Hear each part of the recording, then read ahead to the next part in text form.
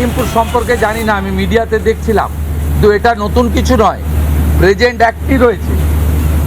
এবং আমরা বলে দিয়েছি যে বাংলাদেশের অবৈধ অনুপ্রবেশকারী তাদেরকে কোর্টে পাঠানোর কোনো দরকার নেই, আইনে নেই, সরাসরি পুলিশ নেবে এবং বিএসএফের হাতে হ্যান্ডওভার করবে। বিএসএফের যা ভারত সরকার বাংলাদেশ সরকারের সঙ্গে আছে এগ্রিমেন্ট, ওতে বাংলাদেশি প্রুফ করে হ্যান্ডওভার করে দেবে।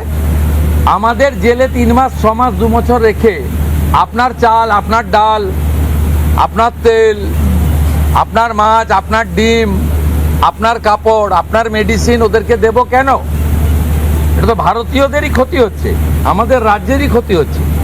সেই জন্য আইনটা এতদিন ছিল ভোট ব্যাংকের স্বার্থে কেউ বা কারা ব্যবহার করেনি।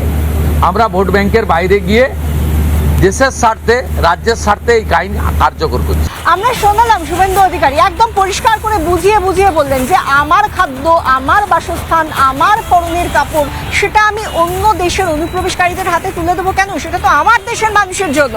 এবং সেই জন্যই অমিত শাহ যে 3D দাওয়াই দিয়েছেন, সেই মতো 3D দাওয়াইয়ের উপর জোর দিয়েছেন কেন্দ্রীয় স্বরাষ্ট্রমন্ত্রী নিজে, জোর দিয়েছেন মুখ্যমন্ত্রী শুভেন্দু অধিকারী নিজে। সেই জায়গা থেকে আমরা দেখতে পাচ্ছি হাকিমপুর যে চেকপোস্ট স্বরূপনগরে, সেখানে মানুষ যারা অনুপ্রবেশকারী তাদের রীতিমতো হিড়িক পড়ে গিয়েছে, কারা কারা পালিয়ে যাবে, কারা কিভাবে পালিয়ে যাবে।